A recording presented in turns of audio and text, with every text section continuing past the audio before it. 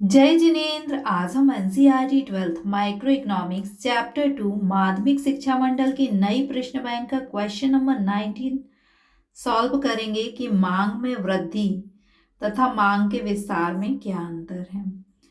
देखिए, मांग में ये जो चित्र बने हुए हैं, चूंकि 3 नंबर का क्वेश्चन है तो आप 3 अंतर लिख सकते हैं। चित्र केवल आपको कॉन्सेप्ट क्लियर हो इसके लिए बनाया गया है। मांग का विस्तार का अर्थ होता है कि किसी वस्तु की यदि कीमत घट जाए तो उसकी मांग बढ़ जाएगी। मान लीजिए कि आइसक्रीम है, वो 10 रुपए की जगह 5 रुपए में मिलने लगे। 10 रुपए में आप एक आइसक्रीम खरीदते थे तो अब 5 रुपए में 2 आइसक्रीम खरीदेंगे, तो इसे हम क्या कहेंगे? मांग का विस्तार। मांग के विस्तार में क्या होता है कि जो मांग वक्र है वो नीचे की ओर स्थानांतरित हो जाता है या दाईं ओर। आप इसे ऐसे बना सकते हैं इजी कि ये आपका मांग वक्र है, और अगर इसको हम एक बार और बनाते हैं। पहले आपकी मांग क्या थी? 15 रुपए थी।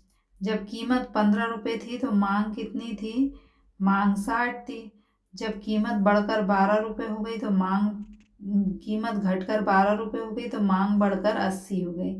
तो ये जो मांग वक्र ए पर था ये बढ़कर कहाँ पहुंच गया? बी पर पहुंच गया। तो जो ए और बी का अंतर है यही क्या कहलाएगा? मांग का विस्तार। अब मांग के विस्तार में क्या होता है? मांग वक्र में परिवर्तन होता है, यानी इसी मांग वक्र पर ये नीचे की ओर खिसक गया, नया मांग वक्र नहीं बना।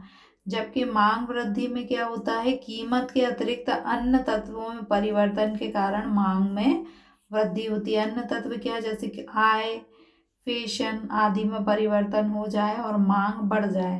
पहले मांग जो थी वो ये थी, पहले आपका मांग वक्र ये था, और फैशन में परिवर्तन के कारण मांग वक्र ऊपर की ओर स्थानांतरित हो गया। इसे आप इजी केवल ऐसे ही बना सकते हैं, ये मांग का में वृद्धि हुई।